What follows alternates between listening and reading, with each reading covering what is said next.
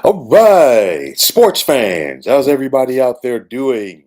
William Martin coming at you one more time here on YouTube with another edition of the 300 Pounds of Sports Knowledge Podcast.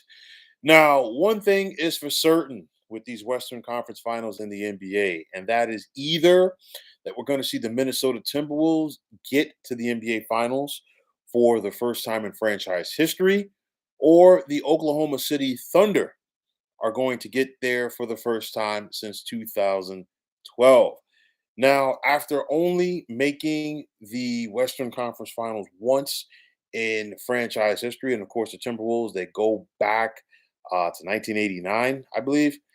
It's one of those where now this is their second consecutive trip to the Western Conference Finals. We saw them bow out last year to the Dallas Mavericks, and this Timberwolves team has come back, and you can make a case that they've been hungrier than they were last season. And at the end of the day, they take their cue from Anthony Edwards. And of course, once upon a time, Anthony Edwards was the first overall pick of the NBA draft. But this guy, he takes the court every single night, especially here in the postseason with a chip on the shoulder, like he's got something to prove. And the rest of this Timberwolves team is falling in line.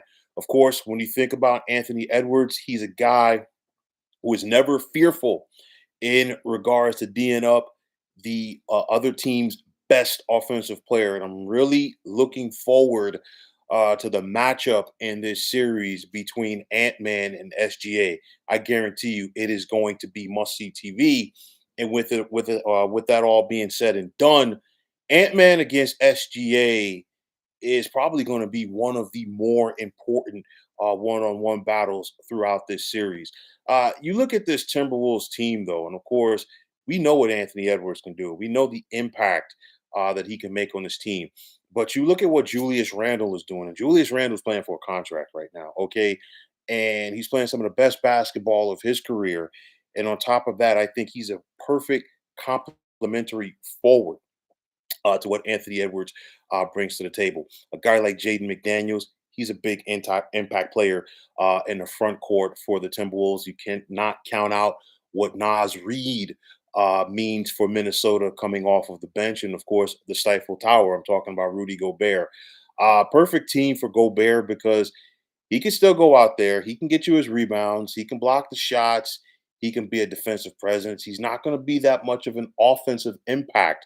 But if Rudy Gobert could, dissuade a couple of shots in the lane, throughout the contest, advantage Minnesota. And I talked about the matchup between Ant-Man and SGA. Another important battle right here is going to be Isaiah Hartenstein against Rudy Gobert. And it's going to be interesting to see which of these defensive bigs is going to go out there and have the bigger impact. Hartenstein is a little bit more athletic than Gobert is, but at the end of the day, you simply cannot coach 7-3. So who's gonna go out there and make the plays? Is Hartenstein gonna make Rudy Gobert somewhat work as well? That's gonna be interesting to watch as well. But then getting back to Minnesota, a guy like Dante DiVincenzo coming off of the bench for the T-Wolves. And then, of course, I keep talking about this guy, Mike Conley Jr., a veteran point guard, and he's a point guard's point guard.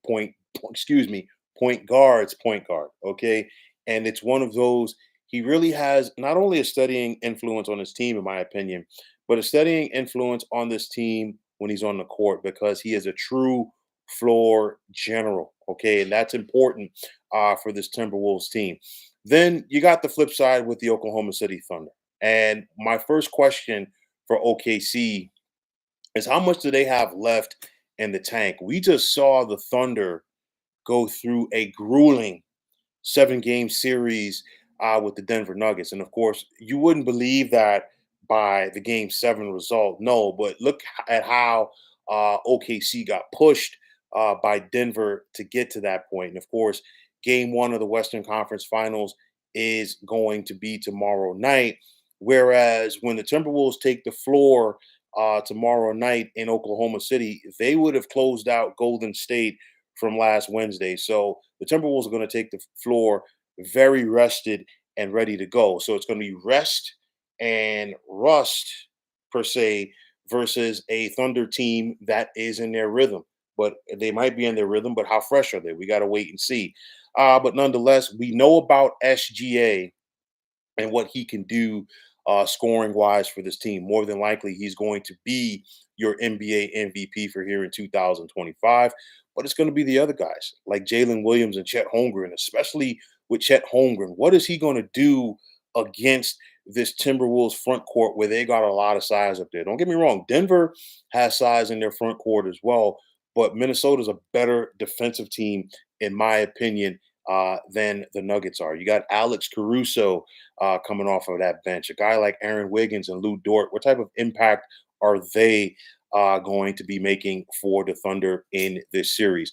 You look at the coaching guys matchup. Mark Dagnall for Oklahoma City, and of course Chris Finch for the Timberwolves. And you just think about where both of these teams were 3 years ago. You go back to 2021. Chris Finch took over mid-season.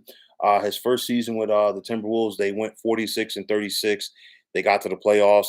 They broke through last year to get to the Western Conference Finals, and they are building off of that. Okay, on the flip side for OKC, just 3 years ago, we're talking about a Thunder team that lost 58 games. And now, within 3 years, they have won 68 games. They've been the top team in the West in the regular season in each of the last 2 years. And now, Oklahoma City, they're looking to avoid joining the 1973 Boston Celtics as the only teams in NBA history to win at least 68 games during the regular season and not get to the NBA Finals. I'm looking at some of the keys for this series.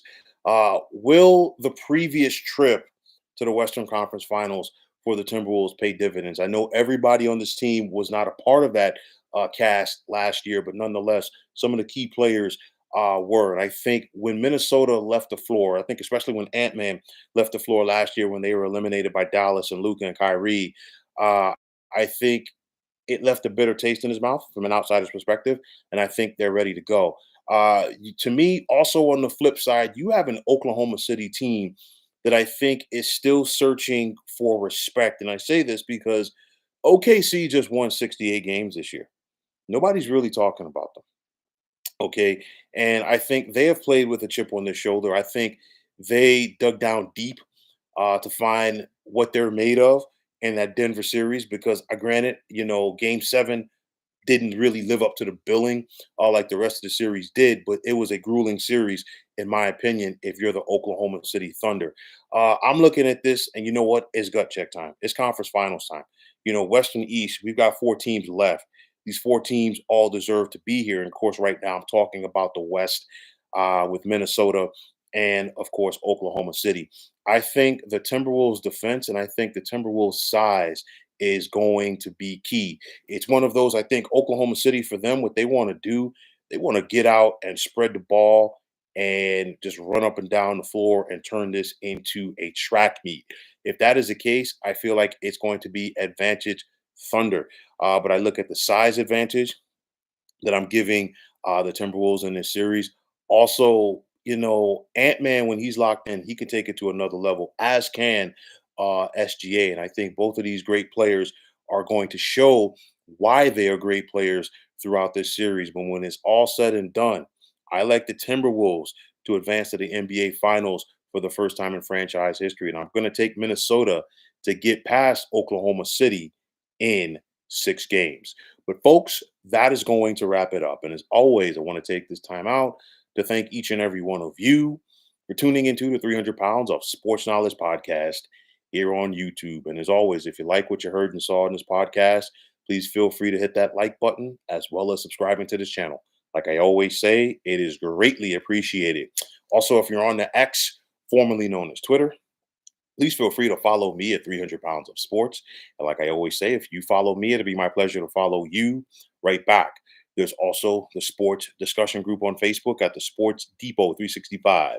That you can check it out, drop a line, and be a part of one of the better sports debating sites going on social media. Just like it is on the X, You can check me out on Instagram at 300 pounds of sports knowledge. You give me that follow, I'll give you that follow right back. But until next time, fine folks, my name is William Martin. I am signing off, and I'm saying thanks once again for tuning into the 300 pounds of sports knowledge podcast here on YouTube. Be well, everybody.